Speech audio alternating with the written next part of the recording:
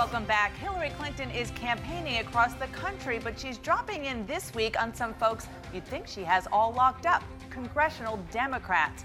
But her lunch on Tuesday could be a little bit awkward thanks to one man, Senator Bernie Sanders, who's been giving Clinton a run for her money on the trail with his huge crowds and his populist message. But when she sat down with CNN's Brianna Keilar for her first national TV interview, Clinton insisted there's no bad blood. Well, first of all, I always thought this would be a competitive race, so I am happy to have a chance to get out and run my campaign as I see fit and let other candidates do exactly the same.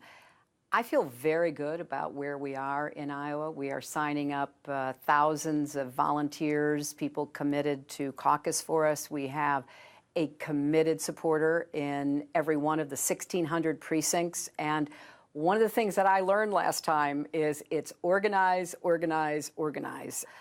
So I couldn't be happier about my campaign. Senator Sanders has talked about how if he's president, he would raise taxes. In fact, he said to CNN's Jake Tapper he would raise them substantially higher than they are today on big corporations, on wealthy Americans. Would you? I will be laying out my own economic policies. Again, everybody has to run his or her own campaign, and I'm going to be telling the American people what I propose and how I think it will work, and then we'll let voters make up their minds. Is raising taxes on the table?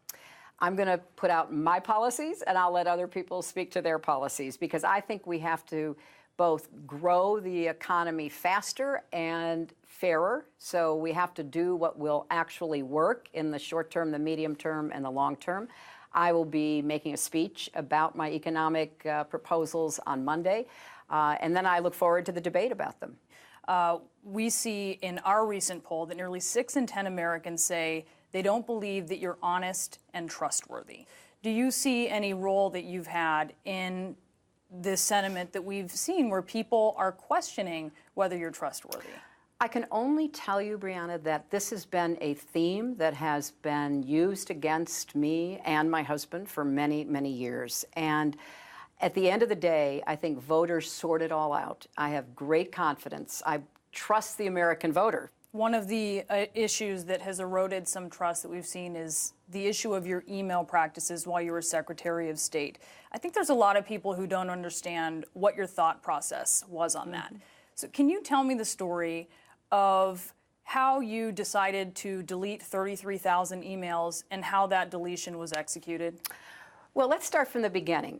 Everything I did was permitted. There was no law, there was no regulation, there was nothing that did not give me the full authority to decide how I was going to communicate. Previous secretaries of state have said they did the same thing, and people across the government knew that I used one device. Maybe it was because I am not the most technically capable person and wanted to make it as easy as possible. But you said that they did the same thing, that they used a personal server and while facing a subpoena, deleted emails from them? You know, you're starting with so many assumptions that I've never had a subpoena. There is nothing. Again, let's take a deep breath here. Everything I did was permitted by law and regulation. I had one device. When I mailed anybody in the government, it would go into the government system. Now, I didn't have to turn over anything. I chose to turn over 55,000 pages because I wanted to go above and beyond what was expected of me, because I knew the vast majority of everything that was official already was in the State Department system. Let's talk now about Republicans. There are so many, but right now the front runner... It's a big crew. It is a big crew. Right now the front runner is Jeb Bush. Can you believe that a quarter century after your husband was elected, there could be another Bush-Clinton race? Well, we'll see. That's up to, first, the Republicans on his side and the Democrats on my side.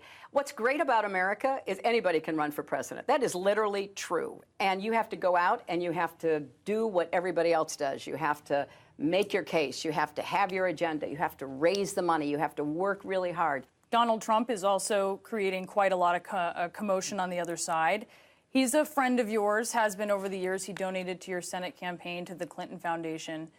What's your reaction to his recent comments that some Mexican immigrants are rapists and criminals? I'm very disappointed in those comments, and I feel very bad and very disappointed with him and with the Republican Party for not responding immediately and saying enough, stop it. But they are all in the same general area on immigration. They don't want to provide a path to citizenship.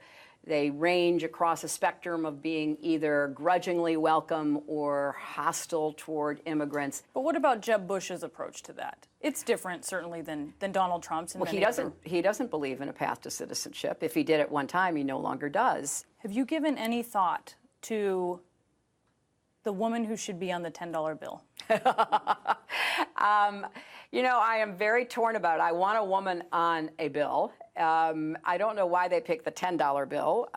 Some people are now agitating for the $20 the 20? bill. Do you think that should be the 20? I want a woman on the bill. And I think that it might be easier to change the 20 than it is to change the 10, but we'll see. And I don't like the idea that as a compromise, you would basically have two people on the same bill. One would be a woman. That sounds pretty second class to me. So I think a woman should have her own bill, and it may be more appropriate to look at the 20 than the 10. I don't know. We'll see.